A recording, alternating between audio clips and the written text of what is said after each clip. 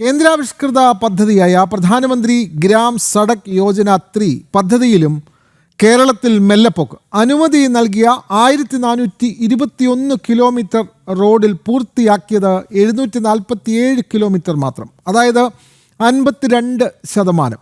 ഇനിയും പൂർത്തിയാക്കാനുള്ളത് 668 കിലോമീറ്റർ റോഡാണ്. 47% ഇനിയും പൂർത്തീകരിക്കാനുണ്ട്. പദ്ധതി പൂർത്തിയാക്കാനുള്ള കാലാവധി 2026 മാർച്ച് വരെ കേന്ദ്രം നീട്ടി നൽകുകയും ചെയ്തു. ലോക്സഭയിൽ ശശി തരൂർ എംപിക്ക് നൽകിയ മറുപടിയിലാണ് ഇക്കാര്യം വെളിപ്പെട്ടത്. ജനം എക്സ്ക്ലൂസീവായി വാർത്ത നൽകുകയാണ്. കൂടുതൽ വിവരങ്ങളുമായി പ്രജിത് മോഹനൻ ചേരുന്നു. പ്രജിത്ത്, കേന്ദ്ര പദ്ധതിയാണ് പ്രധാനമന്ത്രി സഡക് യോജന. ആ പദ്ധതി പ്രകാരം സംസ്ഥാനത്തെ നിരവധി ഗ്രാമീണ റോഡുകൾ പുനരുദ്ധരിക്കാനും വളരെ നിലയിൽ മെച്ചപ്പെട്ട നിലയിൽ വികസിപ്പിക്കാനും കഴിയുന്ന പദ്ധതിയാണ്. പക്ഷേ 52% വരെ ഇത് മൂന്നാം ഘട്ടമായിട്ടും അത് പൂർത്തീകരിക്കാൻ കഴിഞ്ഞിട്ടുള്ളൂ. അവസാനം ഇത് പൂർത്തിയാക്കാതെ വന്നപ്പോൾ അതിൻ്റെ കാലാവധി കേന്ദ്രം നീട്ടി നൽകുകയും ചെയ്തിരിക്കുകയാണ്. കൂടുതൽ വിവരങ്ങൾ പ്രജിത് മോഹനൻ.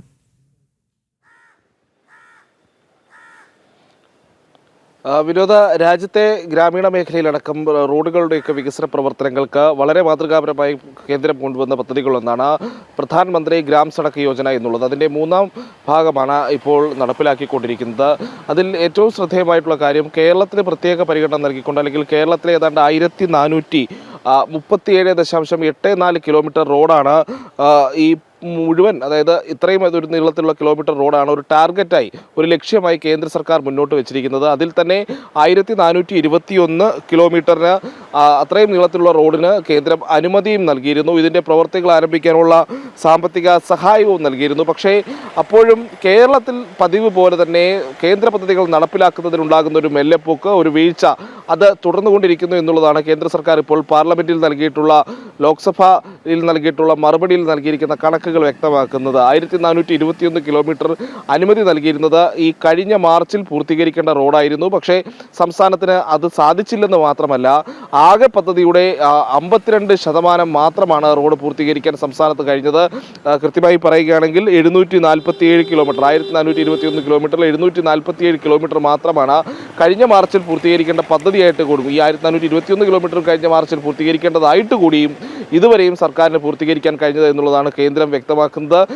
ഈ കണക്ക് എന്നുള്ളത് ഈ കഴിഞ്ഞ ജൂലൈ 31 വരെയുള്ള കണക്കുകൾ വെച്ചിട്ടാണ് കേന്ദ്രം പാർലമെന്റിൽ ഇത്തരമൊരു മറുപടി നൽകിയിരിക്കുന്നത് എന്നുള്ളതാണ്. ഇനി ഏതാണ്ട് 668 കിലോമീറ്റർ ആകെ സാങ്ഷൻ ചെയ്തിട്ടുള്ള, അല്ലെങ്കിൽ അനുവദിച്ചിട്ടുള്ള റോഡിൻ്റെ 47% ഈ രീതിയിൽ പൂർത്തീകരിക്കാൻ സംസ്ഥാനത്തുണ്ട്. അതിന് ഈ രീതിയിൽ ഈ സാമ്പത്തിക വർഷത്തിൻ്റെ ആദ്യം തന്നെ അവസാനിക്കേണ്ട പദ്ധതിയായിരുന്നു. പക്ഷേ പതിവ് മെല്ലെപ്പോക്കുകൾ ആരംഭിച്ചതോടുകൂടി കേന്ദ്രം കേരളത്തിൻ്റെ അഭ്യർത്ഥന കൂടി പരിഗണിച്ചുകൊണ്ട് ഇപ്പോൾ അടുത്ത മാർച്ച് മാസം, 2026 മാർച്ച് മാസം വരെ, ഒരു വർഷത്തേക്ക് കൂടി ഈ പദ്ധതിയുടെ കാലാവധി നീട്ടി നൽകിയിട്ടുണ്ട്. അക്കാലയളവിലെങ്കിലും ഈ പദ്ധതി പൂർത്തീകരിക്കാൻ സംസ്ഥാനത്തിന് കഴിയുമോ എന്നുള്ളതാണ് കാത്തിരുന്ന് കാണേണ്ടത്. കഴിഞ്ഞ മാർച്ചിൽ ഈ 1421 കിലോമീറ്റർ പൂർത്തീകരിച്ചിരുന്നെങ്കിൽ കേന്ദ്രം ലക്ഷ്യമിടുന്ന 1437 കിലോമീറ്റർ എന്ന് പറയുന്ന ആ ലക്ഷ്യത്തിലേക്ക് കേന്ദ്ര സർക്കാരിന് ഈ ഒരു സാമ്പത്തിക വർഷം കൊണ്ട് തന്നെ പോകാൻ കഴിയുമായിരുന്നു. അത് കേരളത്തിലെ റോഡുകളുടെ എണ്ണം മാത്രമാണ്.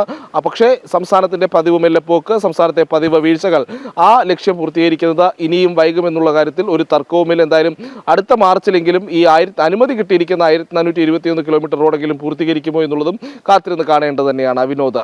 അതെ, കേന്ദ്ര പദ്ധതിയായ പ്രധാനമന്ത്രി ശ്രീ സഡക് യോജന പദ്ധതി പ്രകാരം ഗ്രാമീണ റോഡുകൾ വികസിപ്പിക്കാനുള്ള പദ്ധതി കേരളത്തിൽ അത് മെല്ലെപ്പോക്കാണ്. ആകെയുള്ള പദ്ധതിയിൽ 52% മാത്രമാണ് നടപ്പാക്കാൻ കഴിഞ്ഞത്. പദ്ധതി പൂർത്തിയാക്കാത്തത് കൊണ്ട് അതിൻ്റെ കാലാവധി അടുത്ത മാർച്ച് വരെ കേന്ദ്രം നീട്ടി നൽകിയിട്ടുമുണ്ട്. ശശി തരൂർ എംപിയുടെ ചോദ്യത്തിന് ഉത്തരമായാണ് ഈ വിവരം പുറത്തു വരുന്നത്. വിവരങ്ങൾ നൽകുകയായിരുന്നു പ്രജിത് മോഹനൻ.